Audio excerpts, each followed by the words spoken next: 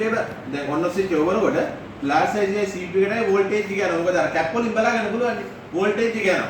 Voltage එකක් යනවා කියලා කියන්නේ දැන් මේ මොකද එනකොට පවර් සප්ලයි එකේ පෙන්වන අගයක් ගන්නවා.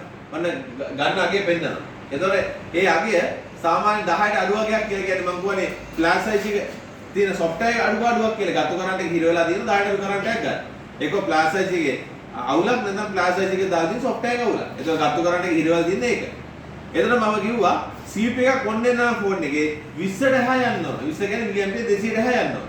එතන අපි හිතමු ෆෝන් එක ඔන් කරපන්නකො බෝඩ ඔන්නේ නැහැ. 10 13 15 16 17 ඔහොම 20ට යන්නේ නැහැ. ඔහොම කරන්ට් එක නලිය අඩු වෙනවා වැඩි වෙනවා අඩු වෙනවා නලිය දෙනවා. අඩු වෙනවා වැඩි වෙනවා යන්නේ නැහැ. අන්න ඒකට හේතුව තමයි කාලයක් ගියන් පස්සේ මේ CPU එක බොල් වෙනවා. CPU එක බොල් වෙන එක CPU එක EM බෝල බොල් වෙනවා. මොකද EM බෝල උඩනේ IC එක තියෙන්නේ.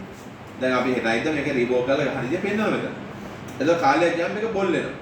බොල්ලෙලා ඊයම් බෝල ගෑවිනු ගෑවි තියෙනවා. අන්න ඒක නිසා තමයි කරන්ට් එක නලියන උඩ යනවා වැඩි පහළ යනවා උඩ යනවා පහළ යනවා. හැබැයි 20ට එහා යන්නේ නැහැ. එහෙනම් අපි දන්නවා මේක ඇතුලේ ඊයම් බෝල අවුලක් තියෙනවා. එහෙනම් CPU එක ගාලා රීබෝල් කරලා බලන්න පුළුවන්. නැත්නම් අපිට උලන් සෙන්ටිග්‍රේඩ් අංශක 280ට වගේ දාලා 280 කියලා කියන්නේ ඊයම් උණු වෙන්නෙත් නැහැ උණු නොවෙන්නෙත් නැහැ. නිකන් වැට උඩ වගේ තියෙන උෂ්ණත්වය. 280 දාලා IC උඩ තප්පර 30ක් විතර රත් කරලා බලනවා. එතකොට මේ බොල්ලේ ඊයම් බොලේ නැවත මෙහෙම සෙට් වෙලා අන්න කාලයක් අයිත් වැඩ කරන්න පුළුවන් ෆෝන් එක. CPU එක ගලවලා ගන්න නැතුව පොඩ හීට් කරලා බලන්න පුළුවන් 280 දාලා. ඉතින් ඇත්තටම එතකොට ඇයි මේ වෝල්ටේජ් ලයින් තව ගිහිල්ලා තියෙන්නේ? කැමරාවට වෝල්ටේජ් එක දෙන්න ඕන.